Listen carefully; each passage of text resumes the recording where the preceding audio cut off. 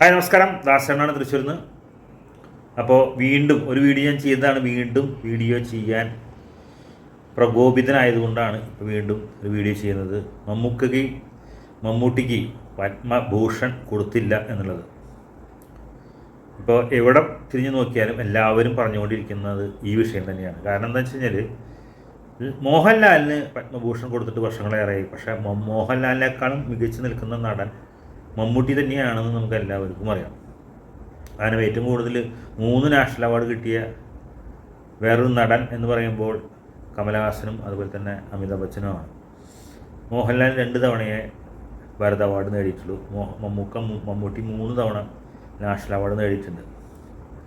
മാത്രമല്ല മമ്മൂട്ടി അന്നും ഇന്നും ഒരേപോലെ തന്നെ 72 വയസ്സായാലും ഇപ്പോഴും നല്ല നല്ല സിനിമകൾ ചെയ്തുകൊണ്ട് എല്ലാ കൊല്ലവും പുതിയ ചെറുപ്പക്കാരായിട്ടുള്ള ഇപ്പോഴത്തെ നടന്മാരായിട്ട് കോമ്പറ്റ് ചെയ്തുകൊണ്ട് പുതിയ എല്ലാ വർഷവും മത്സരസ്ഥാനത്ത് വന്നുകൊണ്ടിരിക്കുന്നു. എല്ലാം നല്ല സിനിമകളാണ് ചെയ്തുകൊണ്ടിരിക്കുന്ന, എല്ലാം നല്ല സിനിമകളാണ്. ലൈവായി നിൽക്കുന്നു, ഇത്രയും പ്രായമായിട്ട് ലൈവായി നിൽക്കുന്നു ഒരു നടൻ ഇന്ത്യയിൽ വേറില്ല.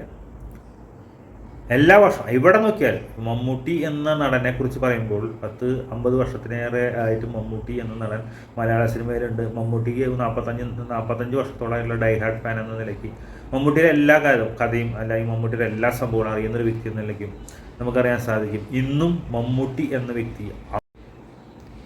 എന്ന നടൻ മാത്രമേ അങ്ങനെയുള്ളൊരു സംഭവമുള്ളൂ. കാരണം തുടക്കത്തിലുണ്ടാവുന്ന അല്ലെങ്കിൽ ചെറുപ്പകാലത്തിലുണ്ടാവുന്ന അഭിനയം ചിലപ്പോൾ പ്രായമാകുമ്പോൾ ഉണ്ടാവാൻ സാധിക്കില്ല. പക്ഷേ ഈ നടൻ മമ്മൂട്ടി എന്ന നടൻ ഏറ്റവും നല്ല പെർഫോമൻസ് ചെയ്തുകൊണ്ടിരിക്കുന്നത് ഈ 72 വയസ്സ് കാലത്താണ്.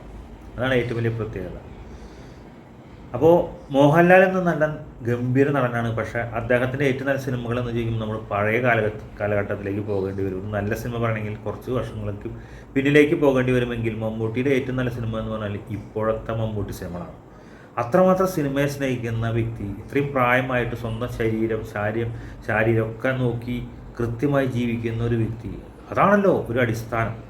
അങ്ങനെയുള്ള ഒരു നടന് ഈ പത്മശ്രീ കിട്ടിയിട്ട് വർഷങ്ങളേറെയായി. കാരണം അരയന്നങ്ങളുടെ വീട് എന്ന സിനിമയുടെയൊക്കെ ആ സമയത്താണ്, പല്ലാവൂർ ദേവനാരായണൻ ആ സമയത്താണ് അദ്ദേഹത്തിന് 3ാമത് ദേശീയ അവാർഡ് കിട്ടി. എനിക്ക് സമയം ഓർമ്മയുണ്ട്. കാരണം അന്ന് കാലത്ത് അരയന്നങ്ങളുടെ വീട് എന്ന് പറഞ്ഞ സിനിമയുടെ ഷൂട്ടിങ്ങിൻ്റെ സമയത്ത് തൃശ്ശൂരിൽ വലിയൊരു പ്രോഗ്രാം വെച്ചപ്പോൾ അതിൻ്റെ ബോർഡുകൾ കംപ്ലീറ്റ് എഴുതിയത് ഞാനാണ്. ആ ബോർഡുകൾ എഴുതുമ്പോൾ എനിക്ക് ഇപ്പോൾ ഓർമ്മയുണ്ട്.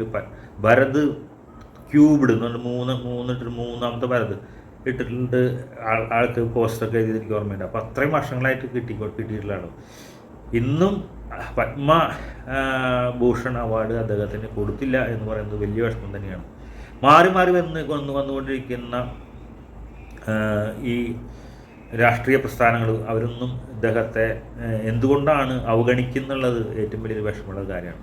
അതിനിടയിൽ പറയുമ്പോൾ നമുക്ക് നോക്കിയാൽ മനസ്സിലാവും, ജയറാമിന് ഒരു പത്മശ്രീ കിട്ടാനുള്ള യോഗ്യതയൊന്നുമില്ല. പക്ഷേ അദ്ദേഹത്തിൻ്റെ എന്തോ പിടിപാടിനെ അനുസരിച്ചാണ് അദ്ദേഹത്തിന് പത്മശ്രീ കിട്ടിയത്. അതും പത്മശ്രീ ജയറാമിന് പത്മശ്രീ കിട്ടിയതിന് ശേഷം മാത്രമാണ് ഏറ്റവും വലിയ മലയാള സിനിമയിലെ തന്നെ ഏറ്റവും നല്ല മമ്മൂട്ടി വരെ ഏറ്റവും കൂടുതൽ ഇഷ്ടപ്പെടുന്ന നടൻ എന്ന് പറയുന്ന മധു സാറിന് പത്മശ്രീ കിട്ടിയത്.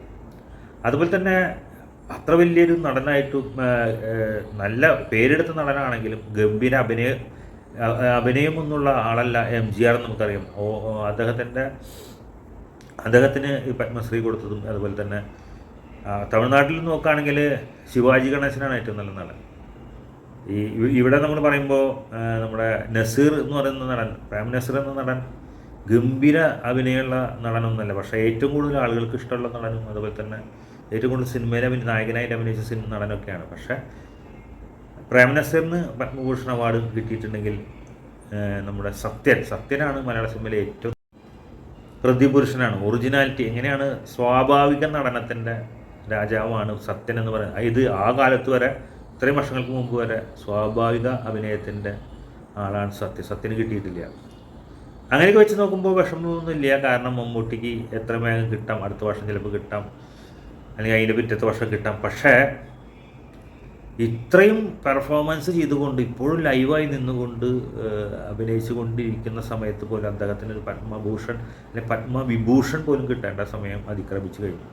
നന്ദമൂരി ബാലകൃഷ്ണൻ എന്ന നടൻ വലിയ ഗ്രേറ്റ് നടനൊന്നുമല്ല. ആൾ ആ നാട്ടിലെ തെലുങ്കന്മാരുടെ ഒരു പോപ്പുലറായിട്ടുള്ള നടനല്ലാതെ അദ്ദേഹത്തിന് ഇതുപോലെ തന്നെ പത്മഭൂഷണൊക്കെ കൊടുത്തിട്ടുണ്ട്. പക്ഷേ ആൾ കൊടുക്കണം കാരണമുണ്ട്. കാരണം NTRൻ്റെ മകനാണ്, മാത്രമല്ല ചന്ദ്രബാബു നായിഡുവിൻ്റെ അളിയനാണ്.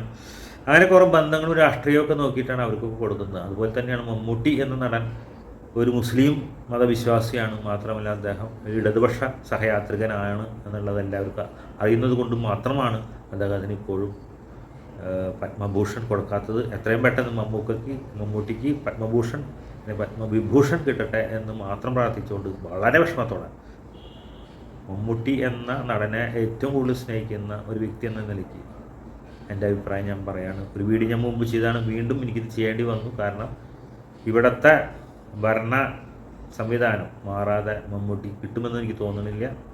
എന്തായാലും കിട്ടട്ടെ എന്ന് ആശംസിച്ചുകൊണ്ട് നിങ്ങളുടെ സ്വന്തം ദാസേട്ടൻ തൃശ്ശൂരിൽ നിന്ന്.